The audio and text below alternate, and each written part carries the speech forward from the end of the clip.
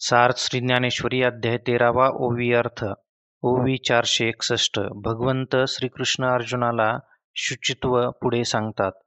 जसा का पुरांतरबाह्य शुद्ध स्वच्छ असतो व ज्याचे शरीर व मन पवित्र असते असे शुचित्व स्वच्छ दिसते, किंवा रत्नांचे स्वरूप जसे अंतर्बाह्य चकचकीत चोख असते अथवा सूर्य जसा आत व बाहेर एकसारखा प्रकाशमय दिसतो, त्याप्रमाणे कर्माच्या योगाने ज्याची बाह्य शुद्धी झाली व ज्ञानाच्या योगाने अंतःशुद्धी झालेली आहे, अशा दोन्ही प्रकारांनी जो शुद्धत्वाला प्राप्त झाला आहे. वेदात सांगितल्याप्रमाणे मंत्रोच्चारपूर्वक मृत्तिका व पाणी बाहेरून लावले असता जशी बाह्य शरीर शुद्धी होते, ज्याप्रमाणे वाटेल तेथे व वाटेल तेव्हा बुद्धीच्या योगाने आरसा धुळीने स्वच्छ करता येतो, किंवा परटाच्या सतेलात वस्त्र धुतल्याने व त्या वस्त्राचे डाग नाहीसे करते, फार काय सांगावे. याप्रमाणे जो बाहेर निर्मळ शुद्ध झाला आहे आणि अंतर्यामी ज्ञानरूपी दीपाचा उजेड झाल्यामुळे खरोखरच अंतरही शुद्ध झालेले आहे असे समज. बाकी अर्जुना, अंतर्यामी शुद्ध न होता केवळ बाह्यत्कारी शरीराने कर्म करणे म्हणजे ती सर्वत्र विटंबना होय. ज्याप्रमाणे प्रेतावर दागिने घालून त्याला शृंगारीले सजविले, किंवा गाढवास तीर्थात नेऊन नाहू घातले, अथवा कडू दुध्या भोपळा गुळाने माखला, किंवा ओसाड घराला तोरण बांधले, अथवा उपाशी मनुष्याच्या पोटावर बाहेरून अन्न लिंपले, किंवा गत भतृक्तेने कुंकू व शेंदूर लावला, बाहेरून सोन्याचा मुलामा केलेला कळसाचा पोकळ डेरा वरवर जरी किती चकचकीत दिसला तरी नुसत्या चकचकी व्यर्थ आहे. तसेच शेणाची फळाची चित्रे बाहेरून रंगवून ती हुबेहूब खऱ्या फळासारखी दिसत असली तरी घेऊन काय करायचे, त्यात शेणच भरलेले असते. अंतर शुद्ध नसून बाह्य फक्त बाह्यत्कारी कर्मे करण्याची स्थिती त्याप्रमाणे आहे. हिनकट पदार्थाला पुष्कळ मोल येत नाही व ती खपतही नाही, किंवा मद्याने भरलेली घागरे गंगेत नेऊन बुचकाळली व ठेवली तरी ती घागर पवित्र होत नाही. म्हणून अंतर्यामी अंतःकरण वृत्ती ज्ञानप्राप्ती झालेली असावी, म्हणजे मग बाहेरची कर्मशुद्धी सहजच प्राप्त होईल. परंतु ज्ञान आणि बाह्य कर्माचरण अशी उभय स्वरूपाची पवित्रता कोठे मिळेल? याकरिता बाह्यत्कारी कर्माचे आचरण करून बाह्य भाग शुद्ध झाला व ज्ञानप्राप्तीमुळे ज्याने अंतर्यामीचा मळ काढून टाकला, त्या स्थितीत आत व बाहेर हा भेद न राहता अंतर्बाह्य एक शुचित्वच झाले. तेथे केवळ शुचित्व उर्वरित राहते. म्हणून अंतर्यामी शुद्ध मनोवृत्ती झाली म्हणजे बाह्य इंद्रिय व्यापारद्वारा ती तशीच प्रकट झालेली दिसून येते. त्याप्रमाणे स्फटिकाच्या घरात लावलेले दिवे व त्यांच्या प्रकाशज्योती आतल्याप्रमाणे बाहेरही हलताना व लखलखीत रूपाने दिसतात. ज्या योगाने संशय उत्पन्न होतात, ज्यामुळे मनात नुसत्या विकृती निर्माण होतात व ज्यामुळे कुकर्मे बीजे अंकुरित होतात, म्हणजे निषिद्ध कर्माकडे प्रवृत्त होते. ज्याप्रमाणे मेघांच्या रंगाचे आकाशावर डाग पडत नाहीत, त्याप्रमाणे उपर्युक्त स्वरूपाचे विषय जरी भेटले अथवा कानाने ऐकले किंवा प्रत्यक्ष पाहिले तरी ज्याच्या मनावर त्याची परिणामी विकारात्मक ठसा काहीच उमटत नाही. एरवी जो इंद्रियाच्या संगतीने विषय सन्निकर्ष घडला तरी विषयांच्या विकाराच्या विटाळाने ज्याचे मन कोणत्याही प्रकारे लिप्त होत नाही. वाटेवरून एखादी पवित्र स्त्री अथवा अपवित्र स्त्री गेल्याने वाट जशी दोहीपासून अलिप्त असते, त्याप्रमाणे जो संसारात राहत असता इंद्रियाच्या विकाराचे प्राबल्य आपल्या मनावर होऊ न देता असंगत्वाने अलिप्तपणे असतो. एकच तरुण स्त्री आपल्या पतीला व पुत्रालाही परंतु पुत्राला आलिंगन देतेवेळी तिच्या मनात पुत्रविषयक प्रेमात कामवासनेचा अजिबात स्पर्श नसतो.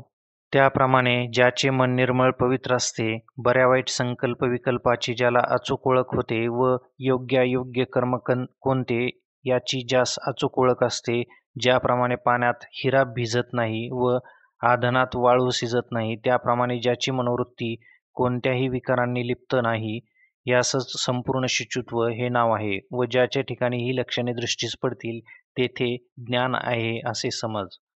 स्थैर्य स्थिरता ज्याच्या मनात आपणहून पूर्णपणे खरोखर प्राप्त झाली तो पुरुष ज्ञानाचे जीवनच होय. त्या पुरुषाचा देह वर कांती पाहिला असता आपल्या स्वभावानुसार वाटेल तिकडे हिंडत असतो, तरी त्याच्या मनाची वैचारिक बैठक कायम असते. ज्याप्रमाणे गाय रानात चरावयास गेली असली तरी तिचे वासरावरील प्रेम रानात जात नाही, अथवा पतिव्रता स्त्री सहगमन समयीचे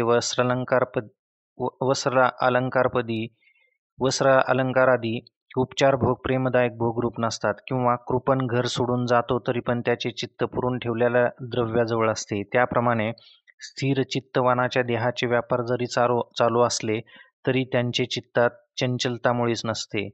इकडून तिकडे धावणाऱ्या ढगाबरोबर ज्याप्रमाणे आकाश धावत नाही अथवा जसा फिरणाऱ्या नक्षत्रमंडळाबरोबर गतिशील ग्रहचक्रांबरोबर ध्रुवतारा फिरत नाही, अर्जुना, प्रवास करणाऱ्या मनुष्याच्या येण्या-जाण्याबरोबर ज्याप्रमाणे रस्ता चालत नाही किंवा झाडेही जात येत नाहीत, त्याप्रमाणे चलन-वलन करणाऱ्या पंचमहाभूतात्मक या शरीरात इंद्रियाच्या संबंधाने स्थिर चित्तपुरुष राहत असला तरीही ज्याचे मन 6 ऊर्मीपैकी कोणत्याही एका ऊर्मेने लहरीने चढत ढळत नाही. वावटळीच्या बळाने ज्याप्रमाणे पृथ्वी हलत नाही, त्याप्रमाणे उपद्रव्यांच्या उसळण्याने जो हलविला जात नाही, दारिद्र्य व दुःख यापासून जो कष्टी पीडित होत नाही, भीती व शोक यापासून जो व्याकुळ होऊन कापत नाही व देहास मृत्यू आला असताही तो भीत नाही. एखाद्या वस्तूची बलवत्तर इच्छा, आशा, वार्धक्य यांच्या भाराने व तशात व्याधी यांचा अंगावर प्राप्त झाला असता आत्मसन्मुख असलेले चित्त पुन्हा आत्मविमुख होत नाही. निंदा अपमान यांचे तडाखे बसले किंवा काम व लोभ यांचा वरपगडा झाला असताही ज्याच्या मनाचा एक केस सुद्धा वाकडा होत नाही. आकाश तुटून पडो किंवा पृथ्वी विरघळून जावो, परंतु ज्याची आत्माकार असलेली चित्तवृत्ती माघारी घेत फिरण्याची जाणत नाही. हत्तीला फुलांनी मारले असता त्याचा मार जसा त्याच्या पासंगालाही नसतो म्हणून तो माघारी हटत नाही, तसा सलण्यासारख्या शेलक्या अपशब्दाचा प्रहार केला असताही ज्याला ते सलत नाहीत. क्षीराब्धीच्या लाटांनी ज्याप्रमाणे मंदाराचल कापत नाही किंवा वणव्याच्या ज्वालाने आकाश जळत नाही, त्याप्रमाणे इंद्रियावर विषय विकारांच्या शोक मोहादी उर्मीच्या कितीही लाटा आल्या किंवा गेल्या तरी ज्याचे मन गडबडत नाही, तो क्षमावान कल्पातही आपले सहनशीलतेचे धैर्य सोडत नाही. हे अर्जुना, स्थैर्य स्थैर्य म्हणून ज्याला म्हणतात व जे स्थैर्य या नावाने विशेष प्रसिद्ध आहे, त्याची ही अशी लक्षणे आहेत. हेच अविनाशी अढळ स्थैर्य ज्याच्या अंगी अंतर्बाह्य अर्थात शरीर व मन यांच्या ठिकाणी बांधले आहे, तो ज्ञानाचा खरा उघड ठेवा आहे. आत्मविनिग्रह. अस्सल साप जसा आपली खोडी करणाऱ्या किंवा आपले धन असलेल्या मनुष्याच्या घराला किंवा योद्धा आपल्या हत्याराला अथवा कृपण आपल्या ठेव्याला विसरत नाही, किंवा ज्याप्रमाणे एकुलत्या एका मुलावर ज्याची आई जीव की प्राण करून असते अथवा मधमाशी मधावर आसक्त असते, त्याप्रमाणे अर्जुना, जो आपले अंतःकरण सांभाळून ठेवतो आणि अंतःकरणाला इंद्रियाच्या दारातही उभे राहू देत नाही, तो म्हणतो की आपले अंतःकरण इंद्रियाच्या दारात गेल्याचे कामरूपी बागुल बुवा ऐकेल, या आशारूपी डाकीन अंतःकरणास इंद्रियरूपी दारात पाहिल आणि त्या उभयांनी अंतःकरणात झपाटले तर मग आपल्या शरीरावर बेतेल, म्हणून तो फार भिवून असतो. ज्याप्रमाणे घराबाहेर डालगजपणाने धीटपणाने वागणाऱ्या स्त्रीला तिचा दांडगा नवरा तिच्यावर पाळत ठेवून तिला बाहेर फिरकू न देता घरात कोंडून ठेवतो, त्याप्रमाणे आपल्या मनोवृत्तीला जो बाहेर इंद्रियाकडे न जाऊ देता अंतर्यामी कोंडून तिच्यावर पाळत ठेवतो. जिवंतपणी देहाची पर्वा न करता देह झिजून इंद्रियाची समजूत करून त्यांचा निग्रह करतो. या देहात मनाच्या महादरवाजात व प्रत्याहाराच्या जागेत तो अनुक्रमे यम व दम हे मूर्तिमंत पहारे करीन रात्रंदिवस उभे जागे ठेवतो. आधार चक्राचे स्थानी मूळबंध, नाभीमध्ये मणिपूर चक्राचे स्थानी ओडियाना बंध व कंठामध्ये विशुद्ध चक्राच्या स्थानी जालंधर बंध हे तिन्ही स्थिर करून इडा व पिंगळा यांच्या संगमस्थानी असणाऱ्या सुषुम्नेत चित्ताचा लय करतो. समाधीच्या शेजेजवळ जो ध्यानाला बांधून टाकतो आणि चित्त व चैतन्य यांच्या समरसतेत ऐक्यात अंतरीच रममान होत असतो, अर्जुना, अंतःकरण निग्रह म्हणतात तो हाच आहे असे समज. वरीलप्रमाणे अंतःकरणाची स्थिती अर्थात असा अंतःकरण निग्रह ज्याच्या ठिकाणी आहे त्याच्याच ठिकाणी ज्ञानाचा विजय आहे. ज्या साधकाची आज्ञा त्याचे अंतःकरण शिरसावन्य मानते, तो जरी मनुष्याचा आकाराचा दिसला तरी तो मूर्तिमंत साक्षात ज्ञानच आहे अशीच समज. वैराग्यम. विषयाविषयी ज्याच्या मनात वैराग्याचा चांगला जिवंत पुरवठा असतो, ओकलेले अन्न फिरून खाण्याविषयी जिव्हा लाळ घोटीत नाही म्हणजे जिव्हेला पाणी सुटत नाही, अथवा प्रेताला आलिंगन देण्याविषयी कोणीही अंगपुडी करीत नाही व तशी इच्छाही होत नाही. कोणासही विष खाणे आवडत नाही. जळत्या घरात ज्याप्रमाणे शिरण्याचे धैर्य होत नाही, व्याघ्राच्या गुहेत ज्याप्रमाणे वस्ती करण्यासाठी जावत नाही, सळसळीत रसरशीत तापलेल्या लोखंडाच्या रसात जशी उडी घालवत नाही किंवा अजगराची उशी करवत नाही, त्याप्रमाणे अर्जुना, ज्याला विषयांचे नाव घेतलेले देखील आवडत नाही, म्हणून तो इंद्रियाची व कोणत्याही विषयाची केव्हाच गाठ पडू देत नाही. ज्याच्या मनात विषय सेवनाविषयी आळस भरलेला आहे, ज्याच्या देहाच्या ठिकाणी पाहता अतिक्रोश रोडका असतो व ज्याला शम व दम याची फार आवड असते, ज्याच्या ठिकाणी नेहमी तपाची व व्रताची एकसारखी गर्दी असते व ज्याला मनुष्याच्या वस्तीत येणे म्हणजे प्रळयकाळाप्रमाणे एक संकटच असते, ज्याची योगाभ्यासाविषयी फार तीव्र इच्छा असते व अरण्यात एकांतात राहण्याविषयी ज्याच्या मनाची फार ओढ असते आणि जनसमूहात मिसळण्याचे नुसते नावही त्याला सहन होत नाही. बाणाच्या शय्येवर निजणे बाणाच्या शय्येवर निजणे अथवा पुवाच्या चिखलात लोळणे याप्रमाणे जो ऐहिक भोगाची योग्यता समजतो आणि स्वर्गप्राप्तीची गोष्ट काढल्यावर ते ऐकून जो त्या स्वर्गातील भोगास मनाने कुत्र्याच्या कुजलेल्या मांसाप्रमाणे मानतो, ज्याला विषय वैराग्य म्हणून जे म्हणतात ते हेच होय व हेच आत्मप्राप्तीचे परम भाग्य होय, त्याच्याच योगाने साधक जीव ब्रह्मानंदाचे सुख उपभोगण्यास योग्य होतो. याप्रमाणे इह परलोकीच्या सुखोपभोगाच्या ज्याला मनस्वी कंटाळा आहे, तेथेच ज्ञानाची वस्ती आहे असे पक्के समज. अनहंकार जो आस्थापूर्वक यज्ञ करणे व तलाव बाग वगैरे बांधणे अशी इष्टपूर्त कर्मेही करतो, परंतु त्यात कर्तृत्वाच्या अभिमानाचा पुंज वा लेशसुद्धा आपल्या अंगी वसू देत नाही. वर्णाश्रम धर्मास पोषक असणारी जी नित्यनैमित्तिक कर्मे ती यथाविधी आचरण करतो, त्यात यत्किंचितही उणीव वा खंड पडू देत नाही, परंतु हे कर्म मी केले किंवा मी केल्यामुळे सिद्धीच गेले असे त्याच्या मनात मुळीच तो आणत नाही. ज्याप्रमाणे वायू हा हेतूविना सर्वत्र सहज फिरतो किंवा सूर्याचे उगवणे व प्रकाश देणे हे निराभिमानाने सर्वत्र सारखे असते, अथवा श्रुती ही स्वभावतः सर्वांस इष्ट अशाच गोष्टीचा उपदेश करते, किंवा गंगा नदी अमुकच ठिकाणी जाण्याचा हेतू मनात न धरता सहज ओघाने वाहते, त्याप्रमाणे ज्याचे मन नेहमीच वर्तन अभिमानशून्यतेने चांगले असते. वृक्षास योग्य ऋतूकाळी फळे येतात, परंतु आपणास फळे आली त्याची त्यास आठवणही नसते. त्या वृक्षाप्रमाणे प्राप्त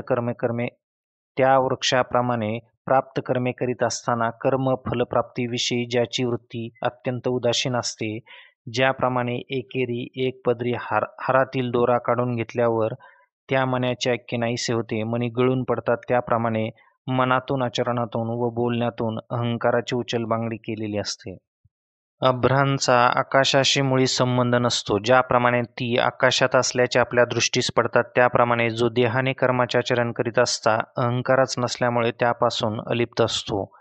ज्याप्रमाणे मद्य प्यालेल्या पुरुषास आपल्या अंगावरील वस्त्राची आठवण नसते किंवा चित्राचा हत्ती दिलेल्या शस्त्राचे त्या चित्राला भान नसते, अथवा बैलाच्या पाठीवर बांधलेल्या शास्त्रांची जाणीव त्यास नसते, त्याप्रमाणे ज्याला तत्वतः मी देहात आहे याचे भानच नसते, त्या स्थितीलाही निरहंकारता असे नाव आहे.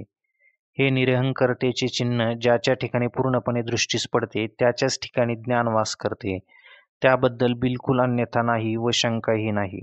जो जन्म मृत्यू जरा दुःखे व्याधी वार्धक्य व पातके ही अंगावर येण्याची पूर्वी ती दूर आहेत, तोच जणू आता प्राप्त झाले आहेत अशी कल्पना करून जो सावध राहतो, यास दृष्टांत ज्याप्रमाणे आपल्या पिशाच्य बाधा होऊ नये म्हणून मांत्रिक अगोदर व्यवस्था करतो, अथवा आपल्यास दुसऱ्याचा उपसर्ग लागू नये म्हणून योगी अगोदरच दक्षतेने तजवीज करतो. जन्म सर्पाच्या मनातून ज्याप्रमाणे जन्मांतराचे वैर नाहीसे होत नाही, त्याप्रमाणे जो पूर्वजन्मीचे दुःख व दोष मनात आठवून पुन्हा जन्म प्राप्त होऊ नये म्हणून सतत प्रयत्न करतो. ज्याप्रमाणे डोळ्यात वाळूचा बारीक खडा गेला असता तो विरघळत नाही किंवा शस्त्राच्या घावात भाला सहन होत नाही, त्याप्रमाणे या जन्मी रोज होणारी व मागील जन्माची दुःखे जो विसरत नाही व म्हणतो, अरे रे, मी जन्मामुळे मूत्रद्वाराने बाहेर जन्माला आलो व मातेचे स्तनपान करत्यावेळी मी स्तनावरील घामही चाटला, याप्रमाणे जो जन्माचा तिरस्कार कंटाळा बाळगतो व असे म्हणतो की ज्या योगाने असे होईल मला असा जन्म पुन्हा प्राप्त होईल, ते कर्म मी आता यापुढे करणार नाही.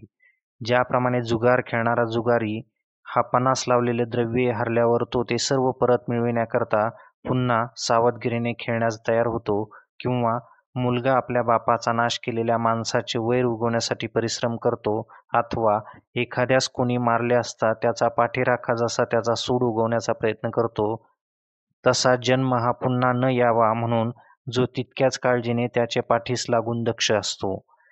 ज्याप्रमाणे संभावित मनुष्याला अपकीर्ती सहन होत नाही, त्याप्रमाणे ज्याच्या मनातून अशा अमंगल जन्मास आल्याची लज्जा केव्हाच नाहीशी होत नाही. मृत्यू. पुढे येणारा मृत्यू कल्पांतिका असेना, पण त्याच्याविषयी आजच तो आला आहे असे समजून जो सावध राहतो. अर्जुना, नदीच्या मध्यभागी अतिशय खोल पाणी आहे असे कोणी सांगितल्याबरोबर पोहणारा पुरुष काठावर उभा असताच सहजच कास बळकट बांधतो, किंवा रणभूमीवर जाण्याच्या पूर्वीच जसे आपले अवसान सांभाळावे, किंवा जो घाव लागण्याच्या पूर्वीच ढाल पुढे करावी, उद्याच्या मुक्कामाला काही दगा आहे असे समजल्यावर आपल्या जवळचे द्रव्य गावात ठेवून आजच सावध व्हावे, आणि प्राण जाण्याच्या पूर्वीच धावाधाव करून औषधाची योजना करावी, नाहीतर जळत्या घरात सापडल्यावर मग तो विहीर आपल्या सामर्थ्याने खणू शकत नाही. डोहात दगड पडला म्हणजे तो तळाशी जातो. दगडाप्रमाणे जो या संसारात सागरात बुडतो, तो मी बुडत आहे या बोंबेसह बुडाला, तर मग ओरडण्यासह तो बुडाला म्हणून सांगणार तरी कोणाला? किंवा उपवर किंवा केळवण म्हणजे लग्ननिश्चय होऊन गडगंगेर झालेली नवरी लवकरच दुसऱ्याच्या घरी खास जाणार असल्यामुळे ती घरात असूनही नाही असं तिचा बाप समजतो व तीही माहेराविषयी उदास होते. किंवा संन्यास घेतल्यावर ज्याप्रमाणे तो सर्वस्वाचे तादात्म्य सोडून राहत असतो, त्याप्रमाणे जो जिवंत असूनही आताच मृत्यू झाला आहे असे येणाऱ्या मृत्यूविषयी विचार करून निश्चयाने जो उदासीन असतो, जो या वरील विचारांप्रमाणे जिवंत असतानाच पुनर्जन्माचे निवारण करतो, तात्पर्य या देहाहून अमुक पृथक आहो या निश्चयामुळे आजच देहाच्या मृत्यूने मृत्यूला मारून टाकून आपण ब्रह्मरूपाने उरतो, आणि अशा प्रकारे ज्याला जन्ममृत्यूचे दुःख राहिले नाही त्याला खरोखर ज्ञानाची कधीही उणीव नसते. जरा त्याचप्रमाणे शरीरास म्हातारपण येण्याच्या अगोदरच ऐन तारुण्याच्या उमेदीच्या भरात जो म्हातारपणाबद्दल विचार करतो, तो म्हणतो, आज मितीस माझ्या शरीरात ही जी शक्ती पुष्टी आहे, ते शरीर उद्या जरा प्राप्त झाल्यावर वाळलेल्या कचरीसारखे होईल. दैवहीनाने केलेले सर्व उद्योग व्यर्थ आतबट्ट्याचे होतात. किंवा एखाद्या राजास प्रधान नसला व दुष्टमंत्री असला म्हणजे त्याची जशी स्थिती होते तसे माझे हातपाय चालेनासे झाले म्हणजे या माझ्या शक्तीची स्थिती दुबळी होईल. फुलांचा सुवास भोगण्यासाठी अत्यंत उत्सुक असलेले जे नाक ते उंटाच्या गुडघ्याप्रमाणे विद्रूप अकार्यक्षम बधीर होईल. आषाढ महिन्यात पावसाच्या झडीत ज्याप्रमाणे ओढाळ गुरांचे पाय चिखलाने कुसतात, त्याप्रमाणे माझे हे शरीर होईल. जे माझे डोळे सांप्रतकाली कमलपत्राशी स्पर्धेने भांडण करीत आहेत, तेच पुढे पिकलेल्या पडवळाप्रमाणे निस्तेज होऊन खोल जातील. भुवयांचे पडदे झाडाच्या वाळलेल्या सालीप्रमाणे डोळ्यावर लोंबतील व डोळ्यातून वाहणाऱ्या पाण्यामुळे ऊर कुजून जाईल. ज्याप्रमाणे सरडा हा बाभळीच्या खुडावरून खालीवर आला गेल्यामुळे तो डिंकाने बुळबुळीत होतो, त्याप्रमाणे थुंकीने तोंड भरून जाईल. स्वयंपाकाच्या चुलीपुढे खणलेल्या चरात ज्याप्रमाणे घाण पाणी साचून दुर्गंधयुक्त बुडबुडे उसळून येतात, त्याप्रमाणे नाक दुर्गंधयुक्त शेंबडाने बरबुटून जाईल. ज्या ह्या तोंडाचे ओठ मी तांबूल खाऊन हल्ली रंगवितो, हसताना जे दात दाखवितो व ज्याच्या योगाने मला उत्तम भाषणे करता येतात, त्याच या तोंडाला लाळेचा कफाचा लोंढा येईल व दातासकट दाढा उकडून पडतील. कर्ज झाल्यावर शेतकीचा व्यवहार जसा बुडतो किंवा पावसाच्या झडीत एकदा बसलेल्या जनावरांना उठवत नाही, तशी म्हातारपणी जीभ काही केल्याने हलणार नाही. जशी माळरानातील वाळलेल्या गवतांची कुसळे वाऱ्याने उडून जातात, तशी दुर्दशा तोंडाच्या ठिकाणी दाढीच्या केसास येईल. आषाढ महिन्यातील पावसाच्या झडीने ज्याप्रमाणे पर्वताची शिखरे पाझरतात, त्याप्रमाणे दाताच्या खिंडीतून लाळेचे पूर वाहतील. वाणीने शब्दांचा नीट उच्चार होणार नाही व कानाने स्पष्ट ऐकू येणार नाही. अशी या शरीराची निव्वळ वृद्ध माकडाप्रमाणे बेडौल स्थिती होईल. शेतातील पाखराकरिता उभा केलेले गवताचे बुजगावणे जसे वाऱ्याने सहज हलते, तसे म्हातारपणी कापरे येऊन सर्वांग सहज हलू लागेल. पायात पाय अडकतील, हात वाकडे वळून कापू लागतील. याप्रमाणे हल्लीच्या सर्व शरीराच्या सुंदरपणाचे व शरीर चेष्टांचे सोंग नाचविले जाईल. मलमूत्रद्वारे ही फुटक्या मडक्याच्या भांड्यासारखी होऊन जातील व आपल्या अवसानाबाहेर जातील. इतकेच काय, पण माझा अंत लवकर हो, असा जवळची इतर मंडळी देवास नवस करतील. माझी अशी अवस्था पाहून जग माझा धिक्कार करून थुंकील. मला मृत्यू लवकर येणार नाही आणि सोयऱ्या-धायऱ्यांना माझा कंटाळा येईल. बायका मला पिशाच्च म्हणतील आणि ते ऐकून मुलांना माझी भीती वाटल्यामुळे ते मूर्छित होतील. मी सर्व प्रकारे लोकांच्या किळस येण्याला पात्र होईन. माझ्या खोकल्याची ढास उबळ रात्रभर ऐकून शेजारच्या घरातील निजलेल्या माणसांना जागरण होईल व ते म्हणू लागतील की हा म्हातारा किती लोकांना त्रास देईल. याप्रमाणे पुढे म्हातारपणी आपली स्थिती होईल असा इशारा मनात आणून जो तारुण्यातच त्या स्थितीबद्दल विचाराने खंती बाळगतो, विटतो व असे म्हणतो की पुढे आपल्यास म्हातारपण येईल आणि हल्लीचे तारुण्य विषयभोगात नाहीसे होईल, मग आपले हित साध्य होण्याकरिता आपल्याजवळ काय उर्वरित राहील? व्याधी.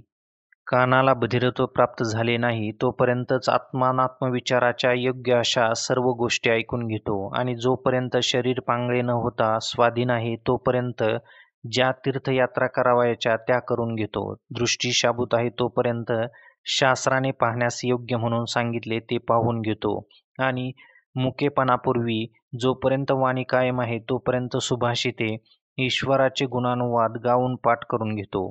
पुढे आपले हात लुळे होतील ही पुढील गोष्ट त्यास काही शिकळते ते शाबूत आहे तोच आपल्या हातांनी दानधर्म करून घेतो. याप्रमाणे पुढे दयनीय दशा येईल तेव्हा मन शुद्धीवर राहणार नाही, वेडे होईल, म्हणून अगोदर शुद्ध आत्मज्ञानाचा पूर्ण विचार करून ठेवतो.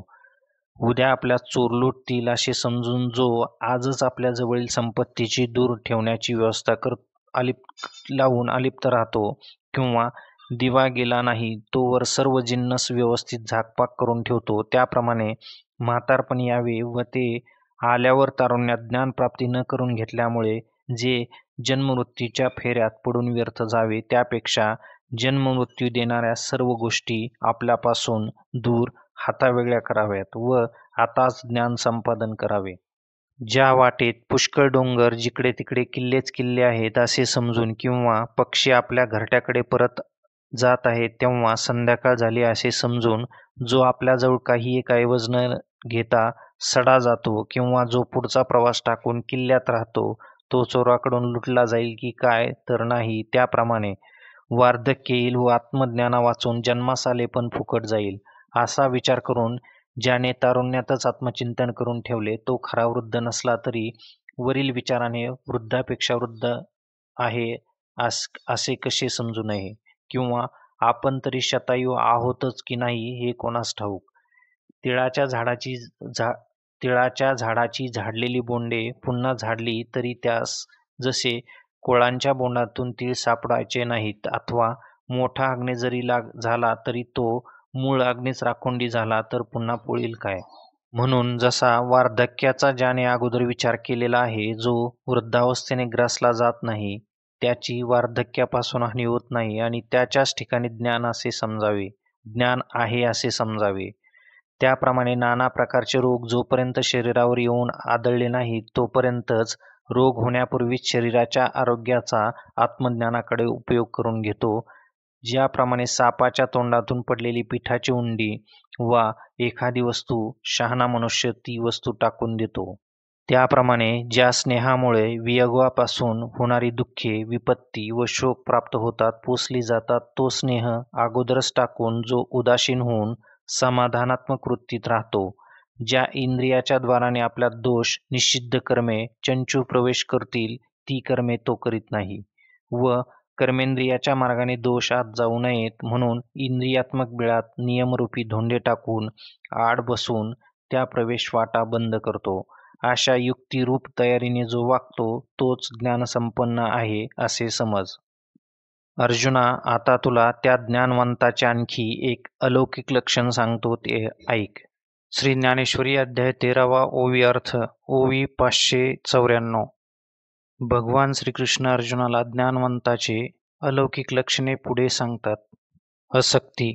जो आपल्या स्वतःच्या शरीराविषयी इतका उदास असतो की जसा एक वाटसरू दुसऱ्या वाटसरूने काही वेळ आपले स्वाधीन केलेले गाठोडे अभिलाष न धरता तो वाटसरू परत येईपर्यंत उदासीन वृत्तीने जतन करतो. किंवा वाटेने जाताना ऊन टाळण्याकरिता ज्याप्रमाणे एखादा मनुष्य वाटेवरील झाडांची सावलीत बसतो, पण तेथे आस्था नसते तितकी सुद्धा आस्था ज्याची घराविषयी नसते. अनभि अनभिष्वंग ज्याप्रमाणे मनुष्याची पडछाया त्यांच्याबरोबरच असते तरी पण ती काही आहे की नाही याची त्याला मुळी खबर नसते, त्याप्रमाणे नेहमी सन्निध असणाऱ्या स्त्रीविषयी ज्याला मुळीही आसक्ती नसते. मुलाबाळाविषयी म्हटले तरी तो संतती म्हणजे खरोखर ज्याप्रमाणे वाटसरू धर्मशाळेस वस्तीस राहतात तशी आपल्याकडे वस्तीस आलेली समजतो, किंवा गुरे 2 प्रहरी झाडाखाली सावलीत बसतात त्याप्रमाणे प्रजेसंबंधी उदास असतो. अर्जुना, जो श्रीमंतीत असतो तरीही ज्याप्रमाणे कोणी मनुष्य वाटेने जाताना रस्त्यातील एखाद्या गोष्टीविषयी केवळ साक्षीभूत ठेवलेला असतो त्याप्रमाणे संपत्तीविषयी उदास अनासक्त असतो. किंबहुना पिंजऱ्यातील राघू जसा बाळगणाऱ्याच्या आज्ञेत वागतो त्याप्रमाणे जो वेदाज्ञेचे उल्लंघन न करता भिवून वागत असतो. बाकी स्त्री पुत्र घर याविषयी जो प्रीती बाळगीत नाही तो ज्ञानाचे अधिष्ठान आहे असे समज. महासमुद्र जसा ग्रीष्मकाळी उन्हाळ्यात कमी होत नाही व वर्षाकाळी पावसाळ्यात वाढत नाही, तशी त्याला प्रिय प्रिय गोष्टी सारख्याच असल्यामुळे तो हर्ष विषाद रहित असतो. किंवा तिन्ही कालात सूर्य ज्याप्रमाणे 3 प्रकारचा होत नाही त्याप्रमाणे ज्याचे मन सुखदुःखापासून भेदास प्राप्त होत नाही आणि ऋतुपालट झाला तरीही आकाश पालटत नाही, त्या आकाशाप्रमाणे ज्याच्या समतेत कमी पडत नाही अर्जुना, त्याच्या ठिकाणी ज्ञान प्रत्यक्ष वास करीत आहे असे समज. मयीच अन्यन्य योगेन ज्याने तिघांनी काया वाचा व मनाने असा दृढ निश्चय केला आहे की परमात्म्या वाचून या जगात दुसरी चांगली वस्तू नाही, ज्याच्या शरीराने वाचेने अशा निश्चयाचा कोश प्यायला आहे आणि या जगात माझ्या वाचून दुसऱ्या कशाचीही ते इच्छा करीत नाहीत, ज्याने आपले मन माझ्या स्वरूपी लीन केले त्यानेच आपले व आमचे ऐक्य करून जणू माझ्या स्वरूपाचा बिछाना केला. ज्याप्रमाणे आपल्या पतीकडे जातेवेळी पतिव्रता स्त्रीला शरीराने व मनाने मुळीच संकोच वाटत नाही, त्याप्रमाणे माझ्याबरोबर ऐक्य करण्यास जो निश्चंकपणे अनुसरला आहे, ज्याप्रमाणे गंगोदक समुद्रास एकदा मिळाल्यावर जसे आणखी एकसारखे मिळत नाही, आणखी एकसारखे मिळतच असते, याप्रमाणे माझे स्वरूपी ऐक्य पावल्यावरही जे सर्व भावे करून मलाच बसतात. सूर्याच्या प्रभेचा सूर्याबरोबर उदय होतो व अस्ताबरोबरही लय होतो. हे अनन्य साहचर्य जसे प्रभेसच शोभते तसेच वाऱ्याने पाण्यावरच जे पाणी कौतुकाने उसळून वर येते त्यास लोक लाटा असे म्हणतात, परंतु खरोखर पाहू गेले असता ते पाणीच असते. याप्रमाणे माझ्याशी ऐक्य पाहून एकनिष्ठ होऊन जो माझी सेवा भक्ती करतो तो मूर्तिमंत ज्ञानी होय. अशा मनुष्यास पवित्र तीर्थे व नदी किनारे उत्तम तपोवने व गुहा या ठिकाणी राहण्याची सहजच आवड असते. तसेच पर्वतांच्या काखेतील गुहा व सरोवरांची तीरे अशा ठिकाणी राहावयाची ज्याला आवड असते व ज्यास शहरात राहण्याची आवड नसल्यामुळे ते तेथे येत नाहीत, ज्याची एकांतवासावर फार प्रीती असते व मनुष्यवस्तीत राहण्याचा कंटाळा असतो, तो मनुष्यरूपी ज्ञानाची केवळ मूर्तीच होय असे समज. भगवंत म्हणतात, तुला ज्ञानाच्या स्पष्टीकरणार्थ आणखी पुढे काही लक्षणे सांगतो. परमात्मा म्हणून जी एक वस्तू आहे ती ज्या ज्ञानामुळे दिसते म्हणजे आत्मतत्वाने अनुभवास येते, त्या एका अध्यात्मज्ञानाशिवाय संसार व स्वर्ग संबंधी की ज्या ज्ञानापासून लोकांतर प्राप्त होतात ती सर्व ज्ञाने अज्ञानाच आहेत असा ज्याच्या मनाने पक्का निश्चय केलेला असतो, म्हणून तो स्वर्गास जाण्याची इच्छा सोडून देतो. संसाराविषयीची तर वार्ताही कानाने ऐकत नाही व आत्मज्ञानाच्या ठिकाणी सद्भावाने बुडी मारतो.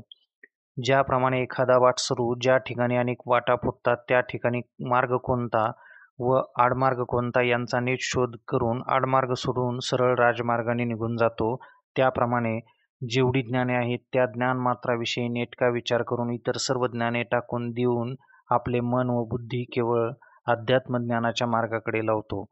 त्याचप्रमाणे इतर सर्व ज्ञाने भ्रांतीमूलक आहेत व अध्यात्मज्ञान हेच एक खरे आहे. म्हणून जो आपली बुद्धी मेरू पर्वताप्रमाणे स्थिर करून अध्यात्मज्ञानाकडेच लावतो, ज्याप्रमाणे आकाशातील नक्षत्रांप्रमाणे ध्रुवतारा केव्हाही हलत नाही, त्याप्रमाणे अध्यात्मज्ञानाच्या द्वारातून म्हणजे ते संपादन करण्याविषयीचा जो निश्चय त्यापासून ढळत नाही, त्याच्याच ठिकाणी ज्ञानवास करते या बोलण्यात अन्यथा व शंका नाही.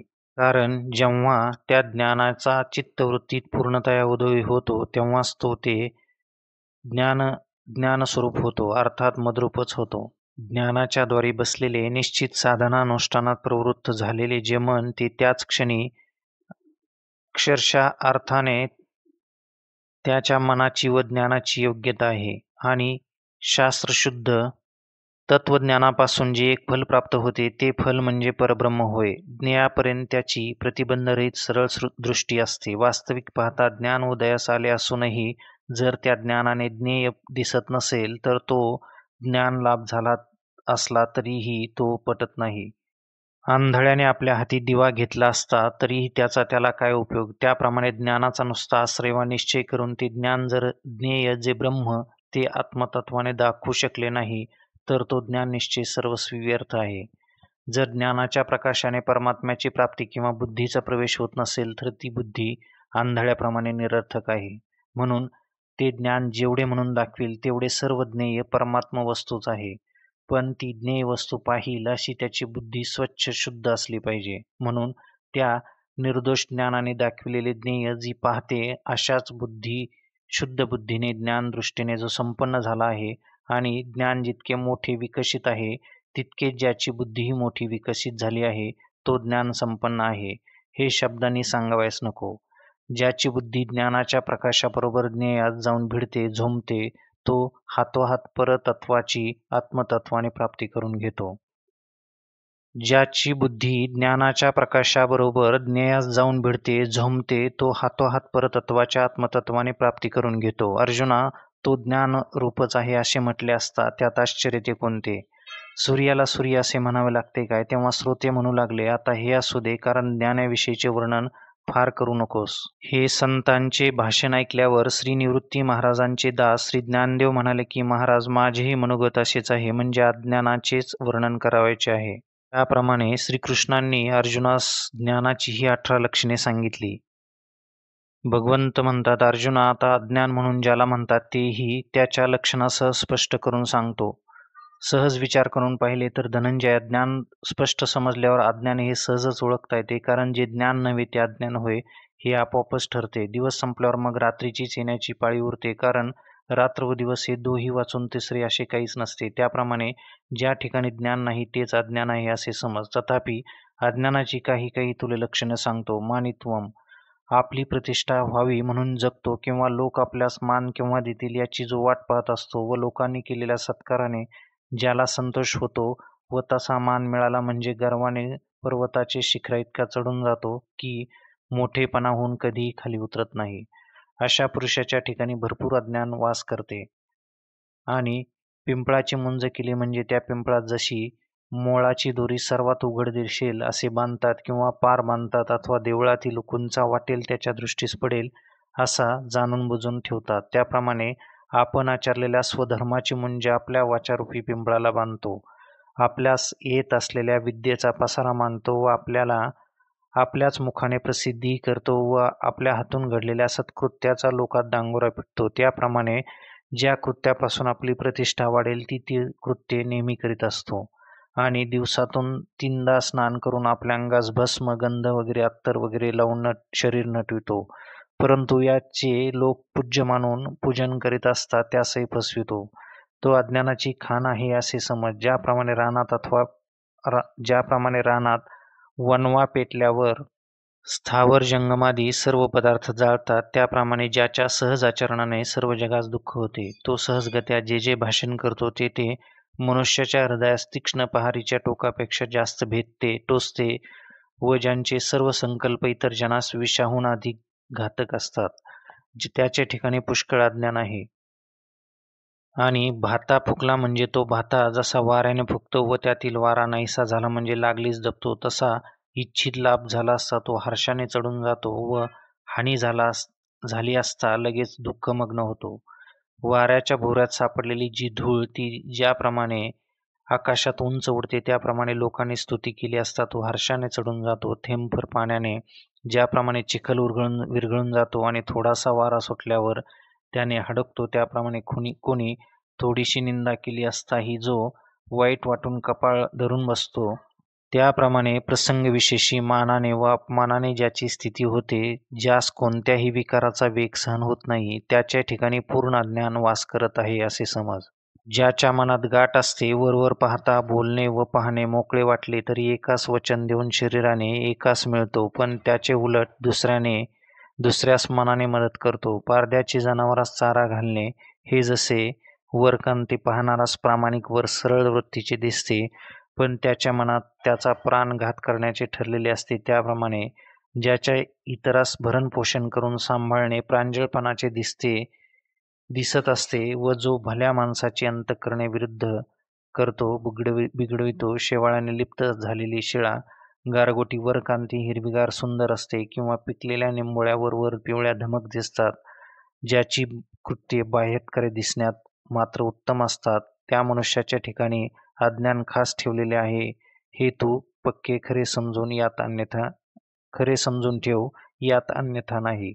आणि गुरुकुलाचे नाव घ्यावयास सुद्धा ज्याला लाज वाटते, गुरुसेवेला जो कंटाळलेला असतो आणि गुरुपासून आपल्यास विद्या प्राप्त झाली म्हणजे त्यांच्यावरच उलटतो, त्यांनाही जो मानित नाही, अशा अभक्त मनुष्यांचे नाव घेणे म्हणजे जिव्हेला शूद्राच्या अन्नस्पर्शाप्रमाणे, म्हणजेच त्याच्या घरी अन्न सेवन केल्याप्रमाणे होय.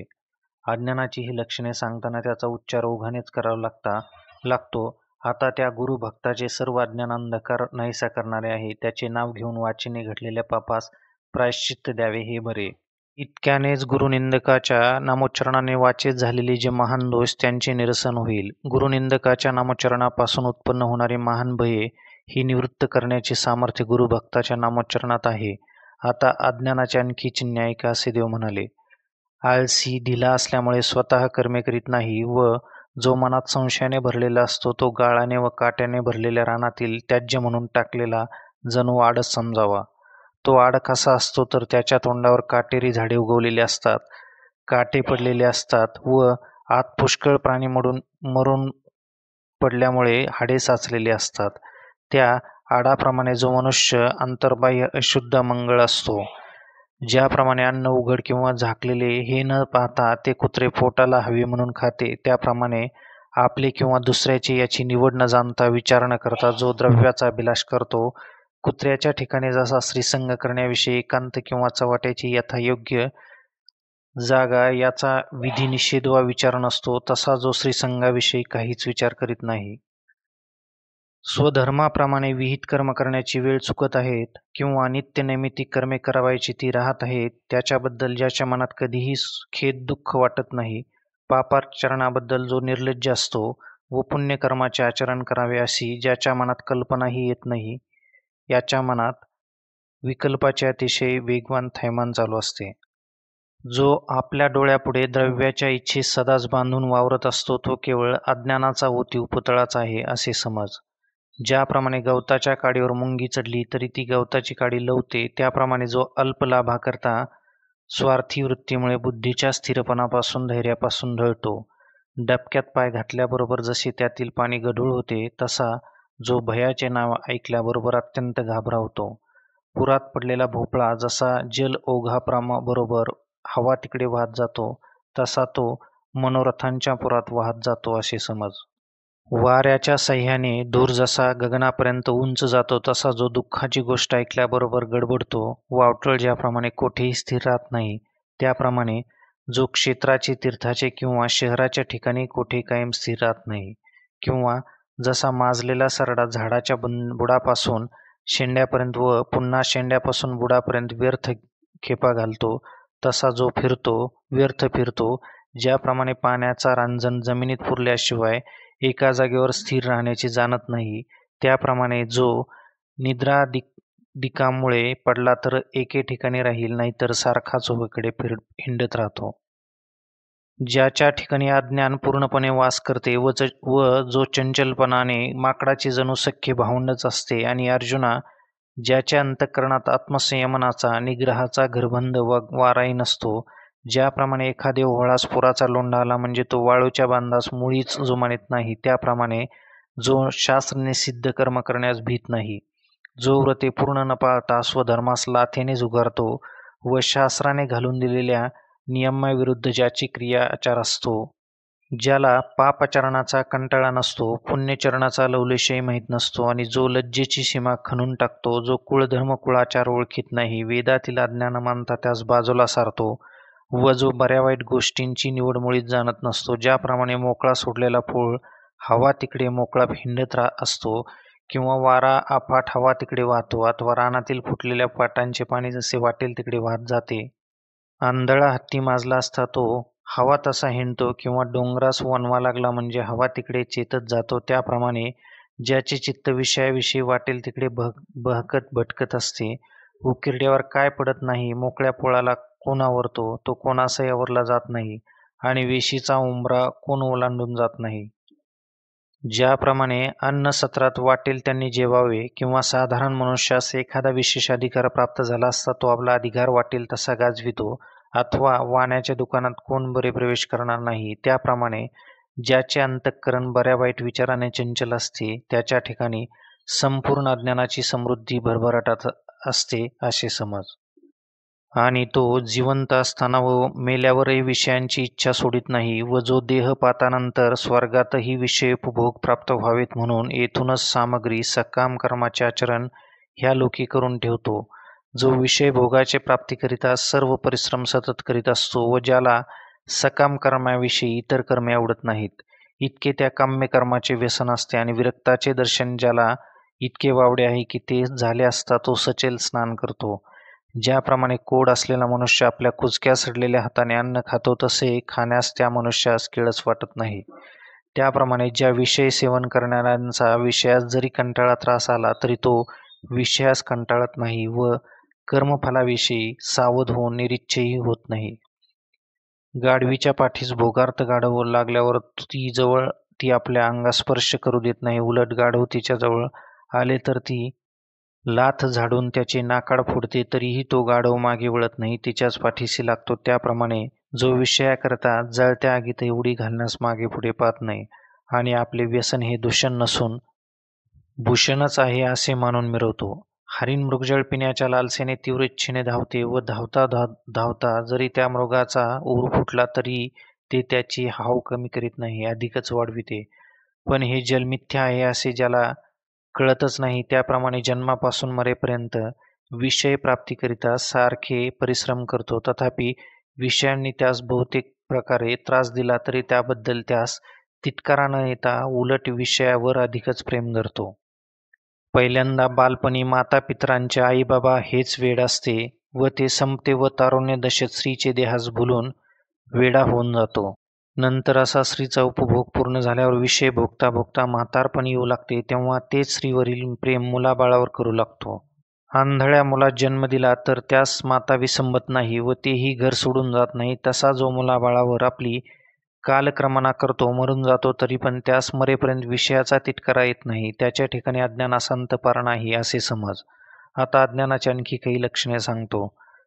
जो आपला देह हाच आत्मा आहे अशा मनाच्या समजुतीवर आरूढ होऊन कर्मे करू लागतो आणि त्याच्या हेतूने जे काही कर्माचे आचरण पूर्ण किंवा अपूर्ण झाले तरी त्यात अभिमानाने अनुक्रमे फुगून जातो व कुंथूही लागतो. देवऋषीने मस्तकावर अक्षता टाकल्या म्हणजे जसा पिशाच्याने पछाडलेला मनुष्य घुमू लागतो, तसा जो विद्येच्या मदाने व वयाच्या मदाने मस्त होऊन अभिमानाचा ताठा धरून उताना छाती काढून चालतो आणि म्हणतो की सर्व जगात काय तो मीच एक शहाणा आहे, माझ्याच घरी सर्व संपत्ती आहे आणि आचरणाचे माझ्याप्रमाणे चालरीत कोणाची आहे, माझ्या बरोबरीचा मोठा दुसरा कोणीही नाही, मीच एक सर्वज्ञ असून मी एकटाच या जगात ज्ञाता आणि प्रसिद्ध आहे.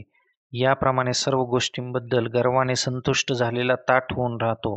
शिवाय व्याधिग्रस्त माणसाला ज्याप्रमाणे कोणताही विषय भोग दाखवू नये कारण त्याची तळमळ होते, त्याप्रमाणे दुसऱ्यांचे चांगले झालेले त्याला मुळीच सहन होत नाही. ज्याप्रमाणे एखादा दिवा हा गुणवात तेवढाच खाऊन टाकून स्नेह तेल जळून टाकतो आणि ज्या जागी ठेवावा ती जागा काजळाप्रमाणे काळी कुट्ट करून टाकतो, पाण्याचा थेंब शिंपडला तर तो तडतडतो, वारा लागला तर विझतो, एखाद्या ठिकाणी लागला तर काडी देखील उरू देत नाही, इतके दोष आहेत. त्यांच्यात गुण काय आहे असे पाहिले तर कोठे उगीच थोडासा प्रकाश करतो एवढाच, पण तेवढ्या अल्प गुणानेही उष्मा करावयास लागतो. या दिव्याच्या अल्पगुणाप्रमाणे त्याच्या जवळ विद्या अल्पच असते व दोष मात्र खूप असतात. तसेच नवजीवर झालेल्या रोग्यास दूध हे औषध म्हणून जरी दिले तरी ते त्याचा ताप विकोपासच नेते किंवा सर्पास दूध पाजले असता ते जसे विष होऊन उलटते, त्याप्रमाणे गुणवान मनुष्याविषयी जो मत्सरी असतो, व्युत्पत्तीबद्दल जो अहमपणा बाळगतो व क्षुद्र तपाचरणाने व ज्ञानाने ज्याचे अंगी अमर्याद ताठा भरतो आणि ते ज्याला राज्यावर बसविले असता तो जसा अभिमानाने फुगतो, अथवा अजगराने खांब गिळल्यावर तो जसा ताठतो तसा त्याच्या अंगी गर्वाचा ताठा भरलेला आहे असे तू पाहशील. आणि जो लाटण्याप्रमाणे केव्हाही लवत नाही व दगडाप्रमाणे ज्याला पाझर फुटत नाही आणि फुरसे चावले म्हणजे जसे मंत्रिकाच्या मंत्राने उतरत नाही, अशी ज्याची स्थिती असते त्याच्याजवळ अज्ञास वाढीस लागले आहे असे तुला निश्चयाने सांगतो. जो आपले घरदार संपत्ती देहादी सामुग्रीमुळे त्यात मग्न झाल्याने व आपल्या प्रागजन्माविषयी व भावी जन्माविषयी काही सुद्धा विचार करीत नाही. कसा तर कृतघ्नावर उपकार केला असता अथवा चोरास व्यापाराकरिता भांडवल दिले असता किंवा निर्लज्ज कोडग्या मनुष्याची स्तुती केली असता जशी तो ती विसरतो तसे, किंवा ओढाळ कुत्र्याचे कान आणि शेपूट कापून त्यास घरातून बाहेर फेकून लावले तरी ते कुत्रे रक्ताने कान व शेपूट ओले असताना जसे पुन्हा ते विसरून त्याच घरात खोडी करण्यासाठी शिरते. बेडूक सापाच्या तोंडात सापडून सगळा गिळला जात असताही तो कौतुकाने देखील माशाचे समुदाय गिळण्याची इच्छा धरतो, परंतु आपली स्थिती काय आहे याची त्यास आठवण नसते. त्याप्रमाणे अंगात लूत भरून नाक तोंडाद्वारे नऊद्वारे वाहत पाझरत असताही त्याच्या मनात आपली अशी स्थिती ज्यामुळे झाली ती गोष्ट ज्याच्या अंतःकरणात मुळीच चलत नाही. आईच्या गर्भाशय रूप गुहेमध्ये विष्ठेच्या थरात घालून 9 महिनेपर्यंत जो उकडला गेला, ती त्या गर्भातील झालेली यातना किंवा उदरातून बाहेर निघतेसमयीची झालेली दुःख ते काहीच तो मुळीही आठवत नाही. मांडीवर घातलेले मूल मलमूत्राच्या चिखलात लोळत असताना पाहूनही जो किळस घेत नाही व ज्यास कंटाळा त्रासही उत्पन्न होत नाही. मागचा जन्म नुकताच संपला नाही काय, हल्ली ज्या जन्मात आपण आहो व लागलीच उद्या दुसरा जन्म मिळणार याविषयी ज्याच्या मनात काहीच विचार उत्पन्न होत नाहीत, आणि त्याचप्रमाणे आपले तारुण्याच्या भरात पुढे येणाऱ्या मृत्यूबद्दल जो काही काळजी बाळगीत नाही, आपल्या जीवितावर जो अजरामर आहे असा पूर्ण विश्वास असतो, म्हणून या जगात मृत्यू म्हणून कोणी एक आहे तो आपणास मारेल याबद्दल ज्याच्या मनात कधीही बिलकुल विचार येत नसतो, डबके आटणार नाही अशा समजुतीने जसा त्या थोड्या पाण्यातील मासा मोठ्या खोल डोहात जात नाही, किंवा पारद्याच्या गाण्याने भुलून हरिण जसा त्या पारद्याच्याकडे दृष्टीने पाहत नाही, अथवा मासा गळास लावलेल्या आमिषाच्या आत गळ आहे असे न समजता ते आमिष गिळतो, किंवा दिव्याच्या चकाक्यामुळे त्या ज्योतीने आपण जाळून जाऊ असे मुळी न समजता पतंग त्यावर झडप घालतो.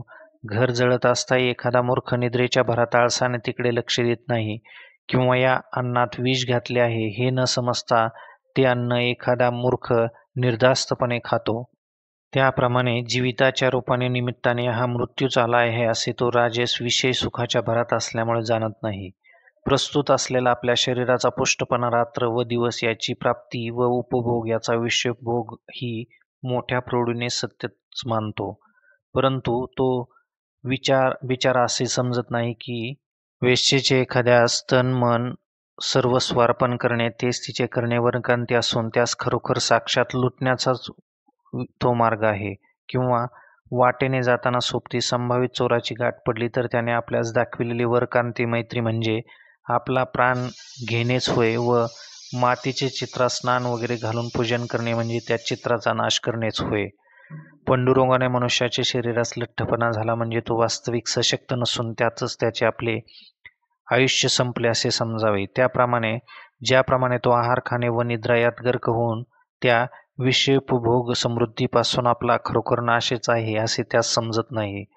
सुळी देण्याकरता नेत असलेला मनुष्य समोर सूळ पाहिल्यावर त्याकडे जलद पावलाने धावत जाऊ लागला म्हणजे तो आपल्या प्रत्येक पावलात जसा मृत्यू जवळच करतो, त्याप्रमाणे देह जसा जसा वाढेल, आयुष्य दिवस जो वृद्धिंगत होईल व जो या विषय अनुकूलतेमुळे त्या सुखात निमग्न होईल, तो मरण आयुष्यात जिंकील असेच केल्यासारखे होईल. आणि मीठ ज्याप्रमाणे पाण्याने घासल्यावर हळूहळू विरघळत असते, त्याप्रमाणे जो आयुष्याचे दिवस कमी होत जातील तो काळाला उजाडते म्हणजे तो मृत्यू जवळ येतो व तो आपल्यास हातोहात घेऊन जाईल हे ज्याला समजणार नाही. आयुष्याच्या वृद्धीपासून आपला मृत्यू नित्य नवा दररोज जवळ येत आहे व जो विषयाच्या भुलीने जाणत नाही तो हे अर्जुना अज्ञानरूप देशाचा राजाच आहे असे समज. जरा या अदर्शनम ज्याप्रमाणे तो जगण्याच्या भरात संतोष मानून पुढे येणाऱ्या मृत्यूबद्दल विचार करीत नाही, त्याचप्रमाणे तारुण्याच्या संतोषाच्या भरात पुढे येणाऱ्या म्हातारपणाबद्दलही बेपर्वा असतो. डोंगराच्या कड्यावरून लोटलेला गाडा किंवा पर्वताच्या शिखरावरून सुटलेला धोंडा, त्या उभयाला ज्याप्रमाणे आपल्या पुढे काय परिणाम होईल हे माहीत नसते, त्याप्रमाणे जो आपल्यास वार्धक्य येऊन आपली काय स्थिती होईल याकडे मुळी लक्ष देत नाही.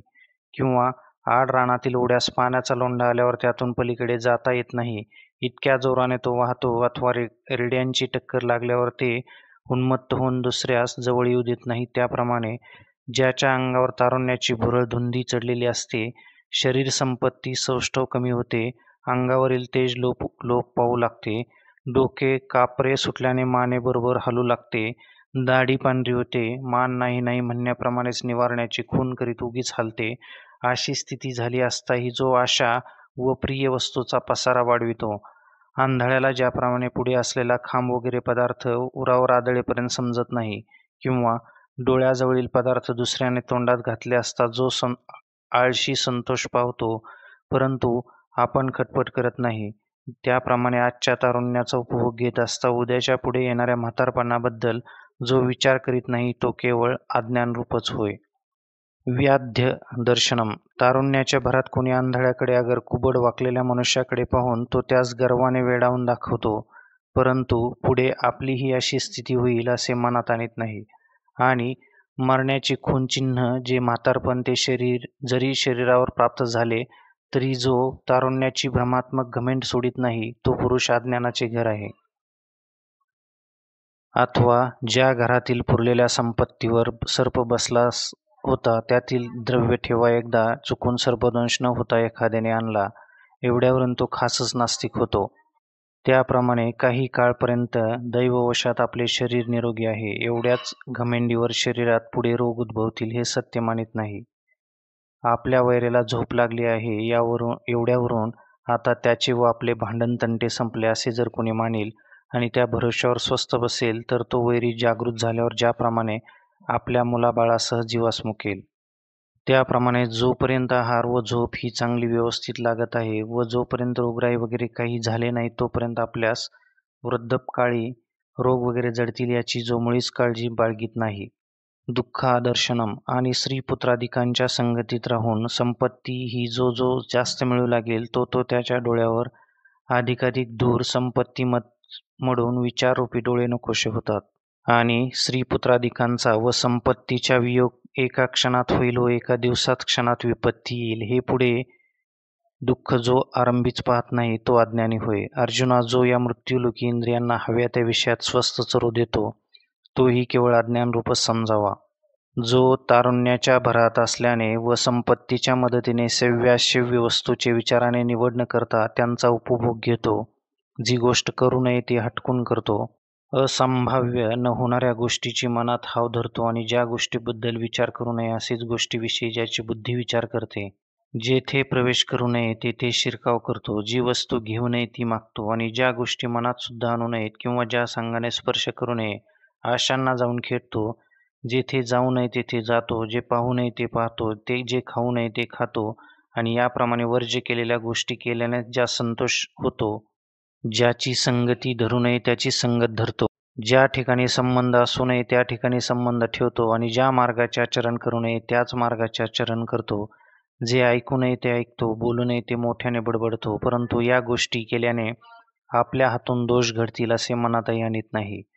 आपल्या शरीरास व मनास आवडेल व आपल्यास दृष्ट सुखावह होईल एवढे असले म्हणजे झाले, इतकेच लक्ष असल्यामुळे जो बरी वाईट गोष्टीबद्दल मुळीच विचार करीत नाही आणि यामुळे करावायचे म्हणून भलत्याच गोष्टी आचरण करतो, परंतु आपल्या हातून पाप घडेल किंवा पुढे आपल्याला नरक यातना सोसाव्या लागतील, यापुढील प्राप्त होणाऱ्या गोष्टीबद्दल जो काहीच विचार करीत नाही, त्या धर्मभ्रष्टाच्या संगतीने सर्व जगात अतिशय अज्ञान पसरते, बळावते आणि ते शेवटी इतके वाढते की ते आपल्या बळाने ज्ञानवानाबरोबरही झगडू शकते. पण हे असो, ज्या योगाने तुला अज्ञानाचे स्वरूप स्पष्ट समजेल अशी ज्याची आणखी काही लक्षणे सांगतो ऐक. आसक्ती.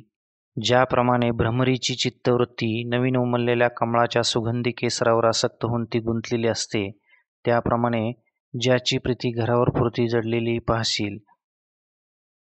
ज्याप्रमाणे साखरेच्या राशीवर बसलेले माशी उठत नाहीत, त्याप्रमाणे ज्याचे मन स्त्रीवर आसक्त होऊन त्याच्या चित्ताला पोटाळून बसते, ज्याप्रमाणे बेडूक पाण्याच्या कुंडात राहिलेला असतो, तिथून बाहेर पडत नाही, किंवा चिलट शेंबडात गुंतल्यावर बाहेर पडू शकत नाही, किंवा जनावर पूर्णपणे चिखलात रुतल्यावर त्यातून बाहेर निघू शकत नाही, त्याप्रमाणे ज्याचे मन जिवंतपणे वा मेल्यावर घरावरून दूर होत नाही, व जो मरणानंतरही आपल्या बकळीत साप घेऊन बसतो, एखादी तरुण स्त्री आपल्या जिवलगाच्या गळ्यात मिठी मारून बसते, त्याप्रमाणे जो आपल्या झोपडीशी जीवाशी धरून राहतो. मधाचे प्राप्त्यर्थ व संरक्षणार्थ माशा जशा परिश्रम ज्यात सोसतात, त्याप्रमाणे जी हवी ती संकटे परिश्रम सोसून आपल्या घराचे संरक्षण करतो.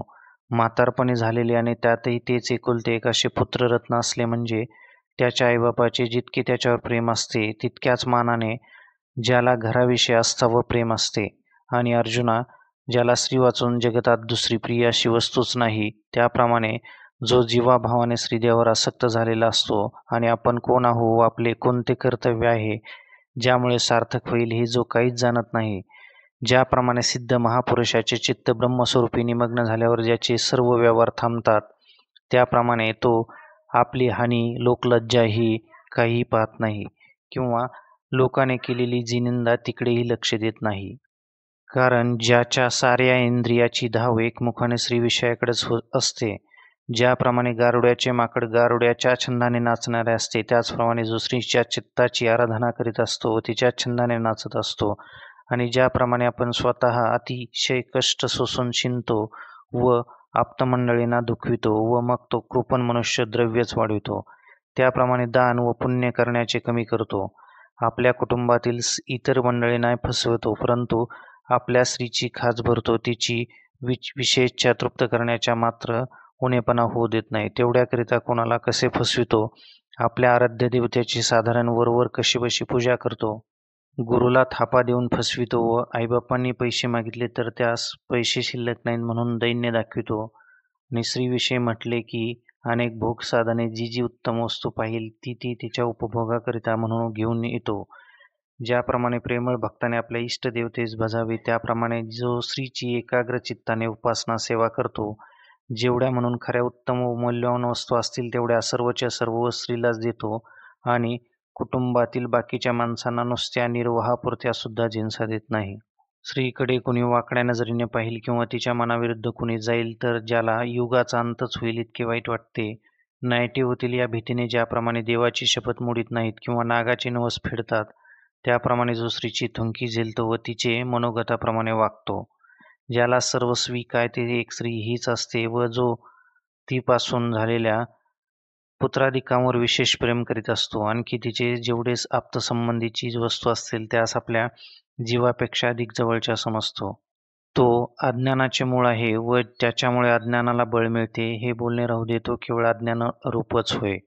ज्याप्रमाणे खवळलेल्या समुद्रात घातलेली नौका लाटांच्या येण्या जाण्यामुळे हेलकावे खाते, त्याप्रमाणे जो आवडती वस्तू प्राप्त झाली असता सुखामुळे गर्वाच्या शिखरावर चढतो व नावडती वस्तू मिळाली असता संकोच पाहून खाली आपटतो, त्याप्रमाणे हे अर्जुना, ज्याच्या चित्तात वस्तूच्या लाभालाभापासून भल्याबुऱ्यापासून समविषमभाव वा चिंता उत्पन्न होते तो अज्ञानी होय.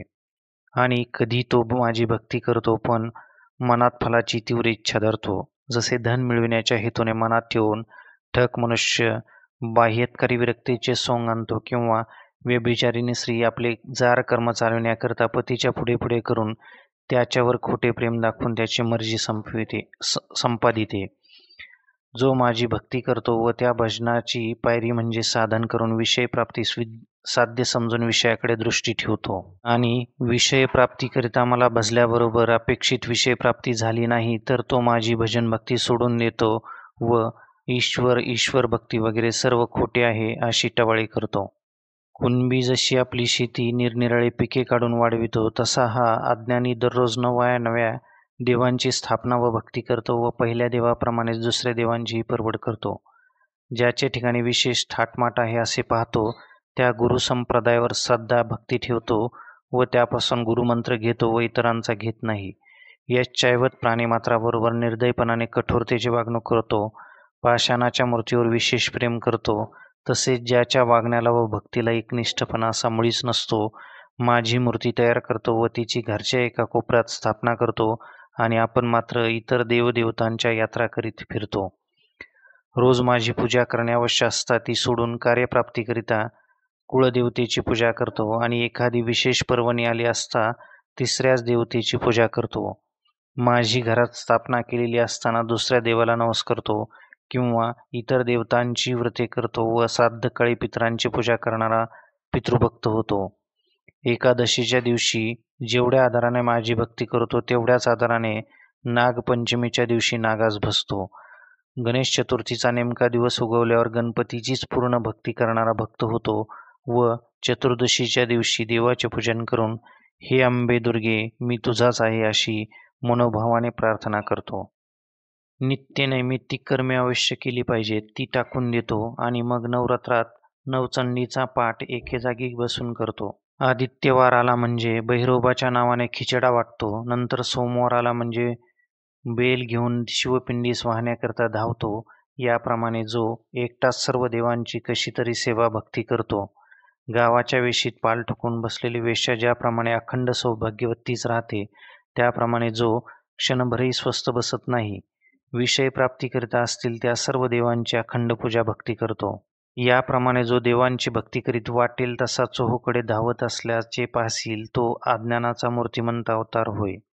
आणि उत्तम पवित्र एकांतस्थाने, तपोवने, तीर्थे व पवित्र नद्यांची तटे ही पाहून ज्याचे मन विटते तोही केवळ अज्ञानरूप होय. ज्याला लोकसमूहात राहण्याने सुख वाटते, पुष्कळ मंडळीत बसण्याचे व लोकगलबल्याचे कौतुक वाटते व लौकिकातील गोष्टींचे वर्णन सांगण्याचे हौस वाटते, तोही केवळ अज्ञानरूपच होय.